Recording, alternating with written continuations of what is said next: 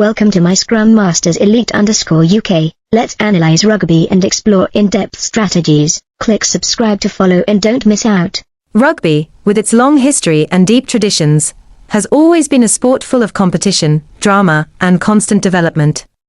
Recently, coach Rassie Erasmus and his assistants attended the Shape of the Game conference, an event they organized to discuss the current state of the sport, its rules, and the changes being experimented with, particularly in the Super Rugby Pacific competition. These changes include new rules such as no scrum reset for accidental offside, delays in passing the ball, and allowing teams to pass the ball back to their own half before attempting a 50-20 seconds kick. I believe this event wasn't just a discussion about rules, but also opened up a variety of perspectives and debates within the rugby community.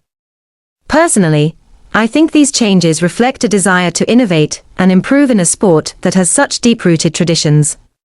However, testing out new rules raises important questions about their feasibility and the long-term impact they could have on the game. One notable point I want to highlight is the polarization within the rugby community regarding these changes. As we know, rugby is not just a sport, but a part of the culture and identity of each nation. While Australia and New Zealand may support these reforms, European countries, especially France, hold contrasting views.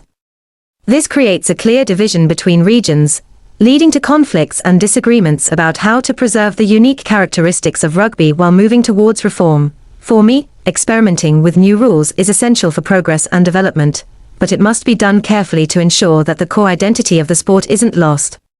Rule changes affect not only the style of play, but also the mindset of teams and fans.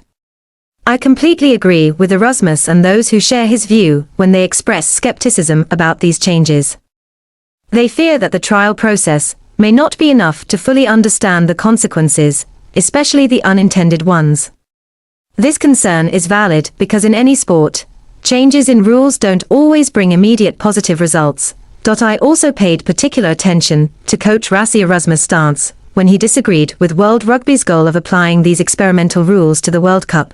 His viewpoint suggests that these changes could lead to instability, not just in international tournaments, but also in preserving the sport's traditional values. Without careful consideration, we risk losing the very elements that make rugby appealing, which have long been seen as the foundation of the sport's attraction.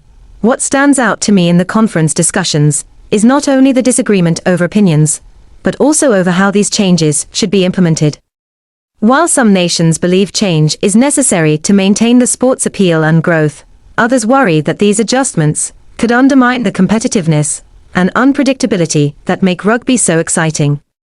This makes me wonder whether these changes are truly beneficial for the sport or simply an effort to modernize, which might cause rugby to lose the qualities that have made it so beloved by fans and players for years.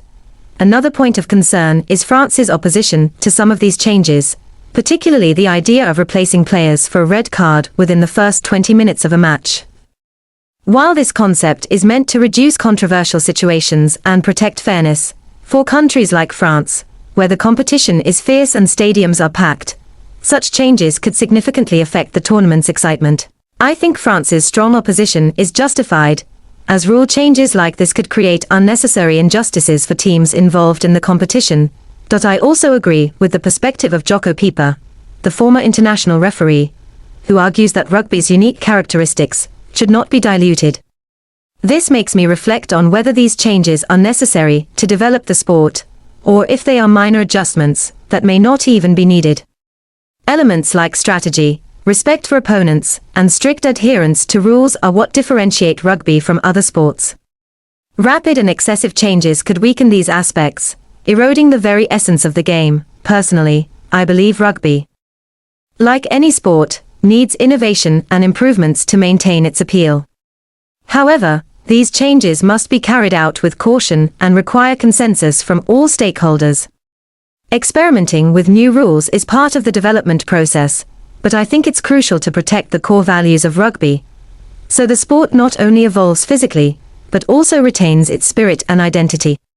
Only then can rugby continue to grow, while maintaining its lasting appeal to fans and future generations of players. Thank you for following my Scrum Masters Elite _UK. I hope you enjoyed today's rugby analysis. Don't forget to subscribe to the channel to watch the latest videos.